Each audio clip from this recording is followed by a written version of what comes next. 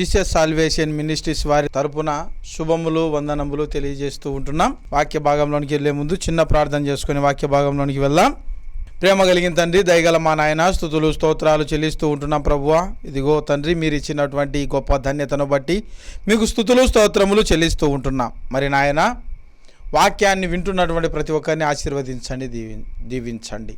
మరి ప్రభువా, బోధించుతున్నటువంటి నాకు సమయోచితమైనటువంటి జ్ఞానాన్ని అనుగ్రహించమని క్రీస్తునామమున అడిగి వేడుకొనుచున్నాము తండ్రి, ఆమేన్. దేవుని సంగమా, బానిస సంఖ్యల నుండి విడుదల. మరి దేవుడు మనలను స్వతంత్రులుగా చేసినాడు. ఎందుకంటే బానిసత్వంలో నుండి బానిస బ్రతుకులో నుండి మనకు విడుదల, రక్షణ అనుగ్రహించినాడు. ఎందుకంటే తన ఆస్తిగా, తన స్వాస్థ్యముగా మనలను స్వతంత్రులుగా చేసుకున్నాడు. ఒక మాట వ్రాయించినాడు. ఏంటంటే గలతీయులకు రాసిన పత్రిక 5వ అధ్యాయం 1వ వచనంలో చక్కటి మాట వ్రాయించబడింది. ఈ స్వాతంత్ర్యము అనుగ్రహించి క్రీస్తు మనలను స్వతంత్రులుగా చేసి ఉన్నాడు. కాబట్టి మీరు స్థిరముగా నిలిచి మరలా దాస్యమను కాడి క్రింద చిక్కుకొనకుడి అన్నాడు. మరలా మీరు దాస్యము అనే కాడి కింద చిక్కుకోవద్దు, బానిసలుగా బ్రతకద్దు, బానిసత్వంలోనికి పోవద్దు. మనకు స్వాతంత్రం వచ్చినప్పటి నుండి ఇప్పటి వరకు మరలా మనము బానిసలుగా బ్రతకడానికి ఎవరు కూడా ఇష్టపడరంలే. మనలను ఎలా హింసించారో బ్రిటిష్ వారు మనం ఆలోచన చేస్తే, మన పూర్వీకులను అడిగితే కొన్ని సందర్భాలు చెప్పినట్టు ఉన్నాయి. రాజ్యం తీసుకురావడం కోసం, స్వాతంత్రం కోసం ఎంతోమంది తన ప్రాణాలను త్యాగంగా చేసినారు. ఎంతోమంది మహనీయులు, మహామహులు, ఎంతోమంది రాజులు దేశం కోసం ప్రాణాలను సైతం లెక్క చేయలే.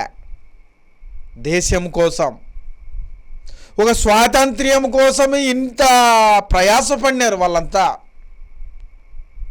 అంటే భూమి మీద ఇక్కడ నీకు స్వాతంత్రం కావాలని నువ్వు ఎలాగా పోరాటం చేసినవో, పరలోకం కావాలి అని కూడా అదే విధంగా నువ్వు పోరాటం చేయాల. పరలోకం కోసం కూడా నువ్వు ఒక ప్రణాళికను సిద్ధం చేసుకోవాలా. యుద్ధానికి పోయేటప్పుడు నువ్వు ఏ విధంగా సన్నద్ధమవుతావో, యుద్ధానికి వెళ్ళేటప్పుడు కత్తి, డాలు, ఈ కవచము, ఇవన్నీ కూడా నువ్వు ఏ విధంగా అయితే, కిరీటము, ఇవన్నీ ఏ విధంగా అయితే సిద్ధపాటు చేసుకుంటావో, పరలోకం కోసం ప్రయాసపడేటప్పుడు కూడా వాక్యము అనే ఖడ్గం, ప్రార్థన అనే డాలు అన్నీ కూడా నువ్వు సిద్ధపరచుకోవాలి. నువ్వు దేవుడు మనకిచ్చినటువంటి స్వాతంత్రము ఏంటంటే, ఈ స్వాతంత్ర్యము మనకు అనుగ్రహించి అన్నాడు. దేవుడు మనకు ఎలాంటి అధికారాన్ని ఇచ్చినాడు భూమి మీద అంటే, స్వతంత్రులుగా బ్రతకడానికి క్రీస్తు మనలను స్వతంత్రులుగా చేసినాడు. కాబట్టి మీరు స్థిరంగా నిలిచి జాగ్రత్తగా నిలిచి, మీరు దాస్యం, మరలా బానిసత్వంలోనికి పోకుండా జాగ్రత్త. ఇజ్రాయేలీలను మనం చూసినట్లయితే వీళ్ళను 400 సంవత్సరాలు బానిసలుగా పెట్టినారు. ఇలా ఎన్ని సంవత్సరాలు? 400 సంవత్సరాలు బానిసలుగా పెట్టినారే. బానిసత్వంలో నుంచి బయటికి తీసినాక ఎట్టుండాలా? ఇల్లు జాగ్రత్తగా ఉండొద్దు. ఇల్లు రొంతన్నా ఇలా అరణ్య మార్గంలో నడిపించేటప్పుడు, అరణ్య మార్గంలో ఇజ్రాయేలుకు తీసుకుపోయేటప్పుడు ఫరో దగ్గర నుండి విడిపించి, బానిసత్వంలో నుండి, దాస్యంలో నుండి, బానిసత్వంలో నుండి విడిపించుకొని తీసుకుపోయేటప్పుడు ఎట్టుండాలి? వీళ్ళు జాగ్రత్తగా ఉండొద్దు. ఏం మాట్లాడుతున్నారో చూద్దాం ఒక మాట. ఐగుప్తులో నుండి వాళ్ళని ఇడిపించుకొని పోయేటప్పుడు ఒక మాట అన్నాడు. ఏమన్నారంటే, కీర్తనల గ్రంథం 106వ అధ్యాయం 21వ వచనంలో 24వ వచనం 25వ వచనం చూసినట్లయితే, వారు రమ్యమైన దేశమును నిరాకరించిరి, ఆయన మాట నమ్మకపోయిరి, యెహోవా నా మాట ఆలకింపగా వారు తమ గుడారములో సనుగుకొనిరి. వాళ్ళు ఏం చేసినారంట? వారి యొక్క గుడారంలో ఏం చేస్తున్నారంట?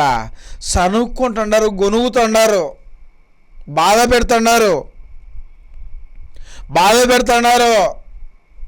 గొనుక్కుంటున్నారు. ఈ అరణ్యంలో మమ్మల్ని చంపడానికి తెచ్చినవా? ఈ అరణ్యంలో మమ్మల్ని చంపేదానికి తెచ్చినవా? ఆహారం లేకుండా, నీళ్లు లేకుండా మమ్మల్ని నాశనం చేస్తావా? సనుగుతున్నారు, గొనుగుతున్నారు. అంటే దాస్యంలో నుండి బయటికి తెచ్చింది అర్థం కాలేదా వీళ్ళకు? దాస్యత్వంలో నుండి బయటికి తెచ్చింది అర్థం కాలేదా? బానిసత్వంలో నుండి బయటికి తీసుకొచ్చింది అర్థం కాలేదా? బయటికి తెచ్చేదానికి ఎన్ని ఆశ్చర్య కార్యాలు చేసినాడు దేవుడు, ఎన్ని అద్భుతాలు చేసినాడు దేవుడు, ఎలాంటి కార్యక్రమాలు చేసినాడు దేవుడు. పైన 21వ వచనంలో 22వ వచనంలో చక్కటి మాట ఉంది. ఐగుప్తులో గొప్ప కార్యములను, మహాదేశములో ఆశ్చర్య కార్యములను, ఎర్ర సముద్రమునొద్ద భయము పుట్టించు క్రియలను చేసి తమ రక్షకుడు అయిన దేవుడిని మర్చిపోయినారు వీళ్ళంతా. ఎర్ర సముద్రాన్ని పాయలుగా చేసి, ఆ సముద్రాన్ని రెండుగా చేసి, అక్కడి నుండి ఆరిన నేలను నడిపించినాడు కదా. ఇవన్నీ మర్చిపోయినారు, ఇవన్నీ కూడా మర్చిపోయినారు వాళ్ళు. దేవుడు చేసిన అద్భుతాలు, ఆశ్చర్యాలు ఇవన్నీ కూడా మర్చిపోయినారు. అవన్నీ మర్చిపోయినారు. అంటే దాస్యములో ఉన్నప్పుడే బాగుంది, ఆడ ఆహారం పెడుతున్నారని ఆలోచన. మీరు ఇక్కడికి తెచ్చినారు, మీరు మమ్మల్ని చంపడానికి తెచ్చినారు. అంటే బానిసత్వంలో నుండి నువ్వు స్వతంత్రులుగా చేయడానికి దేవుడు ఆలోచన చేస్తే నీ బ్రతుకు ఇంకా అట్లే ఎందుకు? నీ బ్రతుకు, నీ ఆలోచన అదే విధంగా ఎందుకు? ఈ స్వాతంత్రం ఎవరు ఇవ్వలేరు, ఒక్క ప్రభువు తప్ప. మరలా మీరు దాస్యము అనే కాడి కిందికి పోవద్దు. మీరు మరలా దాస్యము అనే కాడి కిందికి మీరు మరలా పోవద్దు. ఎందుకంటే మీరు నా పిల్లలు, నా కుమారులు, నా స్వాస్థ్యం, నా ఆస్తి. మీరు బానిసలుగా బ్రతకడం నాకు ఇష్టం లేదు, ఒకరి కింద బ్రతకడం నాకు ఇష్టం లేదు. మీరు స్వతంత్రంగా ఉండాలా, మీరు గొప్పగా ఉండాలా, మీకు మీరుగా బ్రతికేటట్టు ఉండాలా, మీ కాళ్ళ మీద మీరు నిలబడేటట్టు ఉండాలా. మీరుగా గొప్పగా బ్రతకాల, నా పేరు గొప్ప స్థితిలోనికి తీసుకురావాలా. వాళ్ళు ఇవన్నీ ఆలోచించాలి. ఏం ఆలోచన చేస్తున్నారు? సనుగుతున్నారు, గొనుగుతున్నారు. అందుకని అప్పుడు 23వ వచనంలో చక్కటి మాట, అప్పుడు ఆయన నేను వారిని నశింపజేసేదను, అయితే ఆయన వారిని నశింపజేయకుండానట్లు ఆయన కోపము చల్లార్చుటకై మోసే ఆయన సన్నిధిన నిలిచి అడ్డుపన్నాడు. వీళ్ళ మాటలు నేను వినలేను, వీళ్ళను చంపేస్తా. మోసే వీళ్ళను ఇంకా చంపేస్తా, వీళ్ళను బతకనియను, వీళ్ళకు స్వతంత్రం ఇచ్చిన బ్రతికేదానికి. కానీ వీరు సనుగులు, గొనుగులు నాకు నచ్చడం లేదు. బానిసత్వంలో నుండి వీరికి బయటికి తీసుకొచ్చిన ఉపయోగం ఏముంది? ఇప్పుడు మంచి పనివానికి పని నేర్పిస్తే ప్రయోజకుడవుతాడు. సోమరికి పని నేర్పిస్తే పనివాడవుతాడా? నిద్రపోతాడంతే, తరం కాకుండానే ఉంటాడు. వీళ్ళు కూడా వీళ్ళ ఆలోచనలు ఎట్టున్నాయి? వీళ్ళను గొప్ప జనముగా బయటికి తీసుకొని వస్తే వీళ్ళ పరిస్థితి చూడండి ఎట్టుందో. నాయనా మోసే, నువ్వు అడ్డుపడద్దు, వీళ్ళను చంపేస్తా. అడ్డుగా ఎవరు నిలబడినారు వాళ్ళని చంపకుండా? మోసే. ప్రభువా, అయ్యా తండ్రి, వాళ్ళకి ఇచ్చినటువంటి స్వాస్థ్యాన్ని వాళ్ళు అనుభవించని.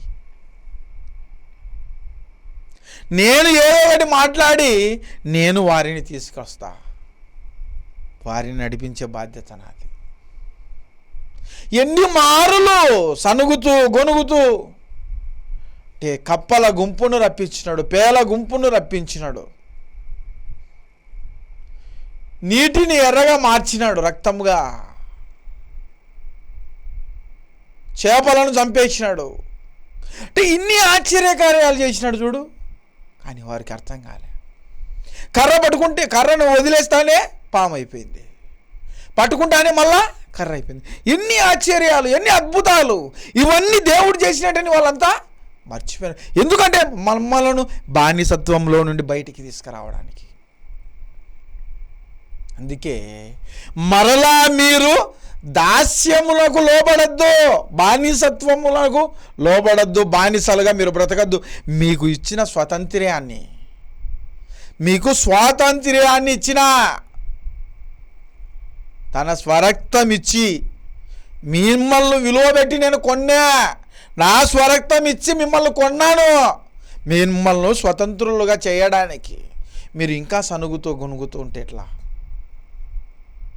అరణ్య మార్గంలో 40 రోజులు నడవాల్సింది 40 సంవత్సరాలు నడిస్తే ఆలోచనలే.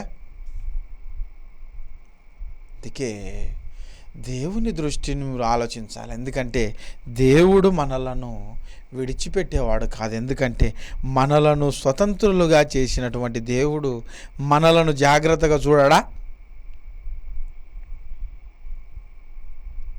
జాగ్రత్తగా చూడడా?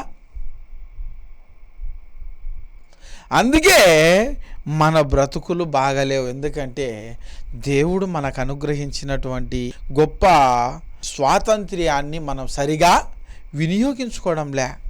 ఈ స్వాతంత్ర్యము తీసుకురావడానికి ఎంతోమంది మరణించినారు. వారందరినీ కూడా స్మరణకు తెచ్చుకుంటున్నాం. కానీ మన అందరి నిమిత్తము తన ప్రాణాలను సైతం లెక్క చేయని యేసును మాత్రం మర్చిపోతున్నాం. మనందరి నిమిత్తం తను సిలువలో మరణించినాడు. మనలను స్వతంత్రులుగా చేయడానికి ఆయన సిలువ మీద బలి అయిపోయినాడు. ఓ మాట అన్నాడు యోహాను సువార్త 8వ అధ్యాయం 36వ వచనం, కుమారుడు మిమ్మల్ని స్వతంత్రులుగా చేసిన ఎడల మీరు నిజముగా స్వతంత్రులయ్యుందురు. కుమారుడు మిమ్మల్ని స్వతంత్రులుగా చేసిన ఎడల నిజముగా మీరు స్వతంత్రులై ఉంటారు. నిజంగా దేవుడు మనలను స్వతంత్రులుగా చేసినాడు కాబట్టి, మనలను స్వతంత్రులుగా నిలబెట్టినాడు కాబట్టి మనము స్వతంత్రులుగా ఉండాం. భూమి మీద చూడండి, ఒకనాడు చూసినట్లయితే మనం సరిగా నడవలేని స్థితి. కొంతమంది కొన్ని కులాల మధ్య చిచ్చు, మతాల మధ్య చిచ్చు, మా కులం గొప్పది కొట్లాడుకునే వాళ్ళు ఉన్నారు. అంటే మేము గొప్ప మీరు గొప్ప కొట్లాడుకునేవారు ఉన్నారు. సరిగా నీళ్లు తాగని పరిస్థితి ఉన్నింది కొన్ని సంవత్సరాల క్రితం, స్వాతంత్రం వచ్చిన తర్వాత కూడా. స్వాతంత్రం రాకముందు కూడా బ్రిటిష్ వాళ్ళ దగ్గర మనం బానిసలుగా బ్రతికినాం. బ్రిటిష్ వాళ్ళ దగ్గర బానిసలుగా బ్రతికినాం మన పూర్వీకులు. మన దగ్గర ఏముంటాయి? కత్తులు ఉంటాయి, వాళ్ళ దగ్గర ఏముంటాయి? తుపాకులు ఉంటాయి. దూరంగా నుంచి అయినా తక్కువ కలుగుతారు, భయం మన వాళ్ళకు. మనలను నిజముగా స్వతంత్రులుగా దేవుడు చేసినాడు. ఏంటంటే మీరు స్వతంత్రులై ఉందురు, మీరు నిజముగా స్వాతంత్రులై ఉందురు. మీరు స్వతంత్రులే. నీ బ్రతుకు నువ్వు బ్రతుకు, నా బ్రతుకు నేను బ్రతుకుతాను. నీ గొప్ప నువ్వు ఆలోచించుకో. దేవుడు మనలను స్వతంత్రులుగా చేసినాడు. ఎందుకంటే భూమి మీద మన బ్రతుకు గొప్పగా ఉండాలని, భూమి మీద మన ఆలోచనలు గొప్పగా ఉండాలని, ఈ లోకానుసారంగా మనం బ్రతకద్దని మనలను స్వతంత్రులుగా చేసినాడు. మనలను స్వతంత్రులుగా చేసినాడు. ఎందుకంటే నా పిల్లలు గొప్పగా ఉండాలా, దాస్యత్వంలోనికి పోవద్దు, మరలా బానిసలుగా బ్రతకద్దు. ఫరో యొక్క బానిసత్వం ఎలా ఉండేది అంటే క్రూరంగా హింసించేవాడు. అందుకే అటువంటి హింస, అటువంటి శిక్షకు నా పిల్లలు ఇంకా పోవద్దు. వాళ్లకు స్వతంత్రము నేను ఇస్తున్నా,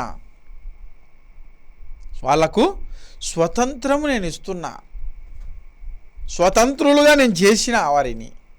వారి యొక్క గొప్పతనం ఎలా ఉండాలంటే నేను ఏ విధంగా ఉన్నానో నా పిల్లలు కూడా అదే విధంగా ఉండాలి. తల్లిదండ్రులు అనుకుంటుంటారు కదా, నేను ఏ విధంగా ఉండనో పిల్లలు కూడా అదే విధంగా ఉండాలా,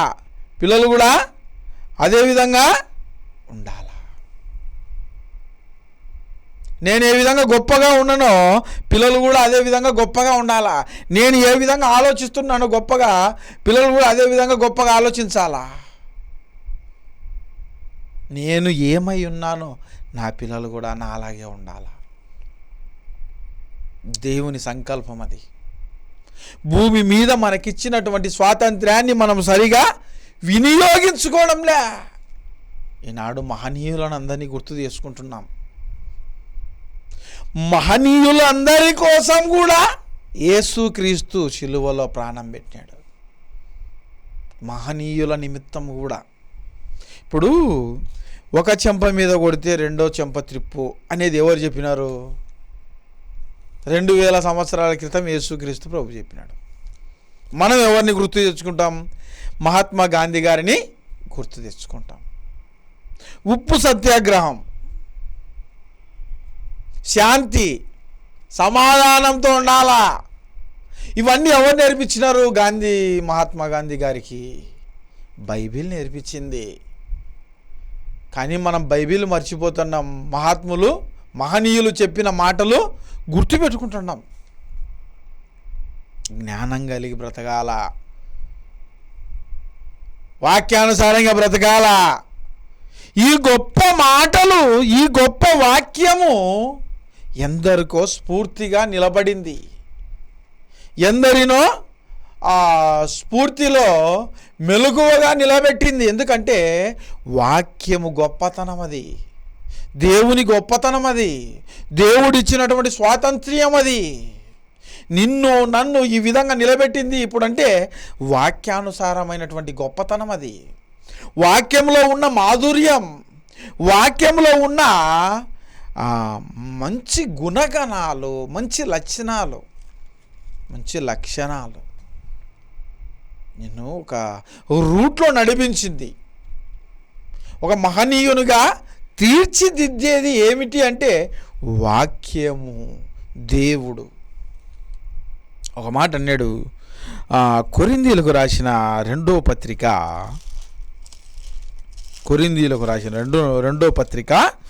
3వ అధ్యాయం 17వ వచనం. ప్రభు యొక్క ఆత్మ ఎక్కడ ఉండునో అక్కడ స్వాతంత్ర్యం ఉండును. ప్రభువే ఆత్మ, ఆయన ఆత్మ ఎక్కడ ఉండునో అక్కడ స్వాతంత్ర్యం ఉండును అన్నాడు. ప్రభు ఆత్మ ఎక్కడ ఉండునో అక్కడేముంటుంది? స్వాతంత్ర్యము అన్నాడు. యోహాను సువార్త 1వ అధ్యాయం 1వ వచనం. ఆదియందు వాక్యం ఉండెను, వాక్యము దేవుని యొద్ద ఉండెను, వాక్యము దేవుడై ఉండెను. వాక్యమే దేవుడు.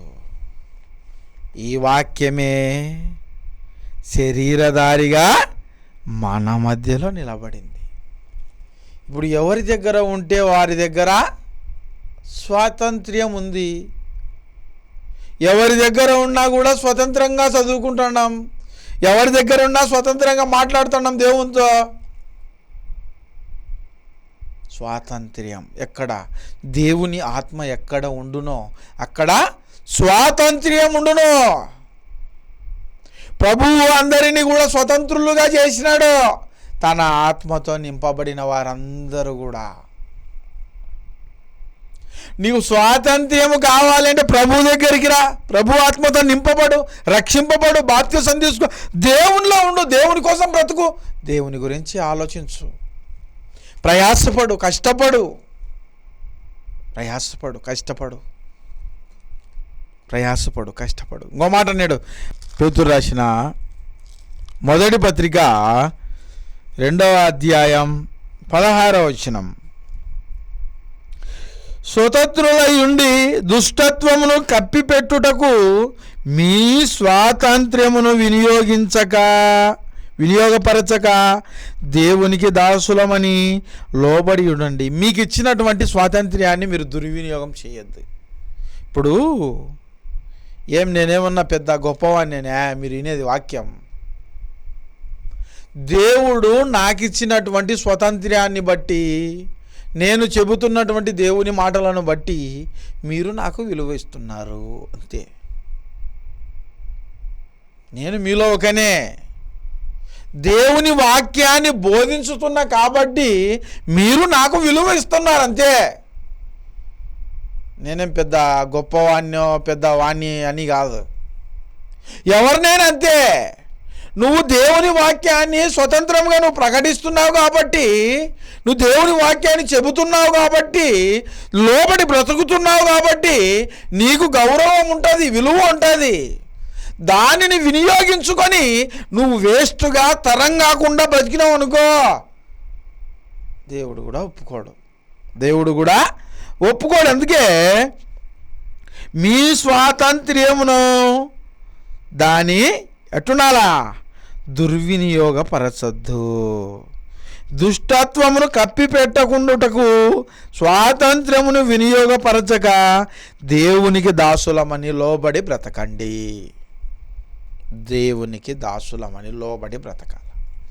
దేవునికి ఇష్టంగా బ్రతకాల, దేవుని మాటకు విని బ్రతకాల, విధేయులుగా బ్రతకాల, మంచిగా బ్రతకాల.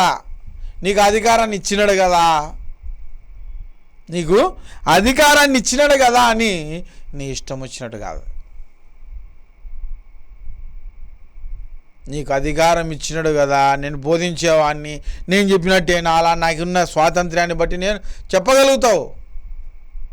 కానీ ఏ విషయాలు చెప్పాలో, ఏ విషయంలో లోపడాలనో, ఏ విషయాలు బహిర్గతం చేయాలనో, వేటి యందు మనం దృష్టి ఉంచాలనో అన్నీ ఆలోచించాలా. నీ ఆలోచించకపోతే వేస్టే. మాట నేడు గలతీలకు రాసిన పత్రిక 5వ అధ్యాయం 13వ వచనం, 5వ అధ్యాయం 13వ వచనం, సహోదరులారా, మీరు స్వతంత్రులుగా ఉండుటకు పిలువబడితిరి, అయితే ఒక్క మాట, ఆ స్వాతంత్ర్యమును శరీర క్రియలకు హేతువు చేసుకొనక ప్రేమ కలిగిన వారై ఒకనికొకడు దాసులై ఉండండి. ఎట్లుండాలంట? శరీర క్రియలు జాగ్రత్తగా ఉండాల, లోబడి బ్రతకాల. శరీరముతో నీ క్రియలు చేసినావు అనుకో, అది మెచ్చుకోడు దేవుడు. నీకున్న స్వాతంత్ర్యమును బట్టి ఒకరినొకడు ప్రేమ కలిగి బ్రతకాల. ఇది నీకు ఇవ్వబడినటువంటి స్వాతంత్ర్యం. మీరు మళ్ళా మేము అబాపురిగానే ఉంటాం, అల్లరిగానే ఉంటాం, చిల్లరగానే తిరుగుతాం. ఒక మాట అన్నాడు రోమిలోకి రాసిన పత్రికలో, ఒక మాట ఉంది. రోమిలోకి రాసిన పత్రిక 6వ అధ్యాయం 12వ వచనంలో ఉంది, కాబట్టి శరీర దురాశలు లోబడినట్లుగా చావుకు లోనైన మీ శరీరమందు పాపమును ఏలనీయొద్దు. మీరు శరీరంతో దురాశలకు లోబడి మీ చావుకు లోనైన మీ శరీరమందు పాపం చేస్తాం, మేము అబాపరుగానే ఉంటాం, అల్లరిగానే ఉంటాం. దేవుడు ప్రేమామయుడు, దయామయుడు, కరుణామయుడు. ఎన్ని పాపాలు చేసినా క్షమించుతాడు, దేవుడు కరుణించుతాడు. ఇప్పుడు సేవకుడు ఎంతమంది చేయలే లుచ్చా పనులు? ఎంతమంది లేరు అబాపురిగా? మీకు ఇచ్చిన స్వాతంత్ర్యాన్ని దీనికే మిమ్మల్ని ఎందుకు గొప్పగా చేసింది దేవుడు? మిమ్మల్ని ఎందుకు నిలబెట్టింది? మీరేమన్నా పెద్ద వాళ్ళని వాళ్ళంతా వింటున్నారా?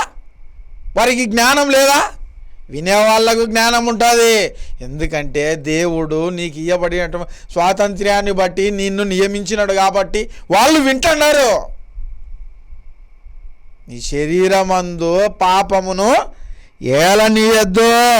శరీరాశ దురాశలకు లోపడినట్లు చావుకు లోనైనా మీ శరీరమందు పాపమును ఏలనీయకుడి, మరియు మీ అవయవములను దుర్నీతి సాధనములుగా పాపమునకు అప్పగింపకుడి. మీ అవయవాలను దుర్నీతికి సాధనములుగా అప్పగించద్దు. మీ అవయవాలను దుర్నీతి విషయాలకు వాడద్దు. ప్రభు పనిలోనే వాడు, ప్రభు పని కోసమే బ్రతుకు. నీకు ఇవ్వబడిన స్వాతంత్రం ఎలాంటిది అంటే గొప్పది. మీ శరీరమందు పాపమును ఏలకుండా చూసుకోవాలా, జాగ్రత్తగా ఉండాలా, కనిపెట్టుకొని బ్రతకాలా. సాతాను ప్రేరేపించుతుంది పాపము చెయ్యి అని. నువ్వు నేను దూరంగా పోతలే అనాల. పాపమును ఏలనీయకుడి, మరియు మీ అవయవములను దుర్నీతి సాధనములుగా పాపమునకు అప్పగింపకుడి. అయితే మృతులలో నుండి సజీవులమనుకొని మిమ్మును మీరే దేవునికి అప్పగించుకొనుడి. మీ అవయవములను నీతికి సాధనములుగా దేవునికి అప్పగించండి. నీతికి సాధనముగా దేవునికి అప్పగించండి. ఒక పౌలు అన్నాడు, నా శరీరాన్ని చంపితే చంపు. స్టెఫెన్ అన్నాడు, వీళ్ళకేం తెలియదు.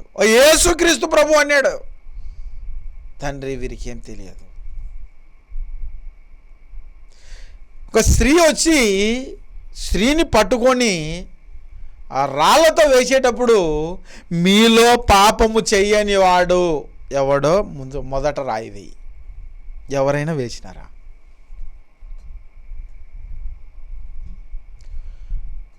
యేసుక్రీస్తు ప్రభు వచ్చిన తరువాత నమ్మి బాప్తిసం పొందిన వాడు రక్షించబడు, నమ్మని వానికి శిక్ష. నమ్మండి, బాప్తిసం పొందండి, మీ పాపాల నుండి విముక్తి, స్వతంత్రులుగా కండి. మీకు స్వతంత్రం ఇవ్వడానికి యేసుక్రీస్తు ఈ లోకానికి వచ్చినాడు. మిమ్మల్ని స్వతంత్రులుగా చేయడానికి దేవుడు ఈ లోకానికి వచ్చినాడు. యేసుక్రీస్తు ప్రభు పంపబడడానికి కారణం ఏంటి అంటే మిమ్మల్ని స్వతంత్రులుగా చేసేదానికి. నీతికి సాధనములుగా, దుర్నీతికి సాధనములుగా కాదు, నీతికి సాధనములుగా. మీరు మీ శరీరాన్ని దుర్నీతికి సాధనములుగా చేసుకుంటున్నారు. ప్రభువుకు లోబడి బ్రతకాల. తలలోంచండి, ప్రార్థన చేసుకుందాం. ప్రేమ కలిగిన తండ్రి, దయగల మా నాయన, స్తుతులు స్తోత్రాలు చెల్లిస్తున్నాం ప్రభువా. జీసస్ సాల్వేషన్ మినిస్ట్రీస్ని బట్టి ప్రార్థిస్తూ ఉంటున్నాం.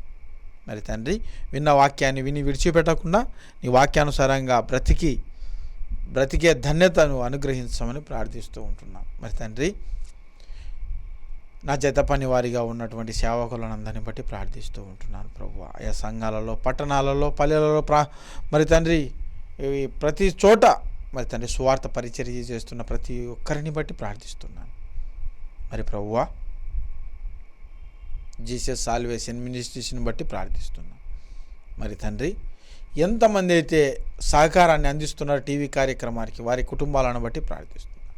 మీ పరలోక సంబంధమైన ప్రతి దీవెన కుటుంబాలపైన కుమ్మరించమని క్రీస్తు నామమున అడిగి వేడుకొనుచున్నాం తండ్రి.